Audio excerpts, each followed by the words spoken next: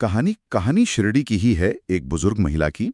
ऐसा बताया गया है कि वो काफी लंबे समय से तेज बुखार से परेशान थीं। हाँ, मतलब बहुत ज्यादा तकलीफ में थीं और दवाइयां भी कोई असर नहीं कर रही थीं। जाहिर है हालत बिगड़ती जा रही होगी ना। बिल्कुल। तो जब कोई रास्ता नहीं दिखा तो वो हताश होकर साईं बाबा के पास गईं और विवरण कहता है कि उन्होंने रोते हुए अपनी पूरी तकलीफ बताई। कहा कि अब ये दर्द सहा नहीं जा रहा। ये उनकी मतलब चरम निराशा को दिखाता है। हाँ, और फिर बाबा का जवाब आता है। हाँ, और देखिए बाबा ने बड़े ही शांत भाव से बस इतना कहा, बेटी विश्वास रखो। सिर्फ ये 2 शब्द। जी, विवरण तो यही कहता है। सोचिए वो महिला इतनी घबराई हुई और बाबा बिल्कुल शांत। कमाल है। ये शांति ही शायद आधी दवा हो सकता है।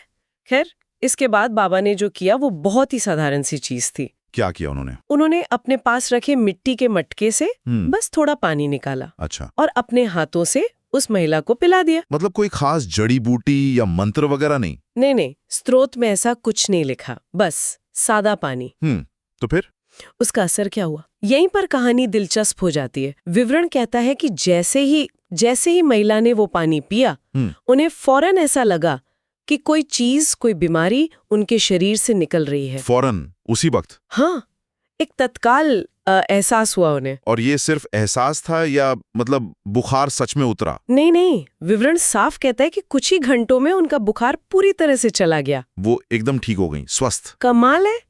तो ये उस पानी में कुछ खास था या? देखिए, स्रोत इसी बात पर जोर देता है। वो कहता है कि ये सिर्फ पानी नहीं था। तो क्या था? ये बाबा के हाथ से दिया गया प्रसाद था। मतलब जल जिसमें उनका आशीर्वाद शामिल था। अच्छा, तो पानी एक माध्यम बन गया। बिल्कुल। इस कहानी के हिसाब से असली चीज बाबा का आशीर्वाद और उस महिला का विश्वास था।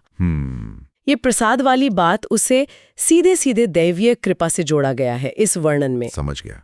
तो जाहिर है वो महिला ठीक होने के बाद बहुत आभारी हुई होंगी। हाँ, बिल्कुल। कहानी बताती है कि वो पूरी तरह ठीक होकर कृतज्ञता से भर गईं। वो बाबा के चरणों में गिर पड़ी और कहा कि उनके लिए तो बाबा का दिया जल ही सबसे बड़ी दवा है। ये उनके अनुभव और विश्वास को दिखाता है, जैसा स्रोत में लिखा है। जी। तो ये पूरी घटना असल में विश्वास की शक्ति पर ही केंद्रित है ना? हाँ, ऐसा ही लगता है। बाबा का वो आश्वासन देना, फिर वो पानी देना और महिला का ठीक हो जाना, ये सब मिलकर एक ही तरफ इशारा करते हैं। किस तरफ? कि साईं बाबा की कृपा और उन पर अटूट श्रद्धा हो तो मुश्किल से मुश्किल शारीरिक कष्ट भी दूर हो सकते हैं। मुझे लगता है इस विवरण का मुख्य उद्देश्य यही दिखाना है। ये घटना एक उदाहरण की तरह है। हाँ, मतलब विश्वास कारण है और सेहत नतीजे के तौर पर दिखाई गई है। बिल्कुल सही। तो कुल मिलाकर इस अंश से हमें क्या पता चलता है? हमने साईं बाबा से जुड़ी एक कहानी देखी जिसमें आस्था और उनके दिए पानी से एक गंभीर दिखने वाली बीमारी ठीक हो गई। हाँ, और ये विवरण सोचने पर मजबूर करता है कि विश्वास और हमारा जो शारीरिक अनुभव है उनके बीच कितना गहरा रिश्ता हो सकता है। कम से कम इस कहानी के नजरिए से तो यही लगता है। सही बात है। ये दिखाता है कि कैसे आस्था से जुड़ी धारणाएं व्यक्ति के अनुभव को बदल सकती हैं। जी, जैसा इस वर्णन में दिखाया गया है। और ये हमें एक और सवाल पर छोड़ जाता है कि इस तरह की कहानियां जो लोग इन्हें पढ़ते या सुनते हैं उन पर किस तरह का मनोवैज्ञानिक या भावनात्मक असर डालती होंगी। हाँ, खासकर तब जब वो खुद किसी मुश्किल से गुजर रहे हों।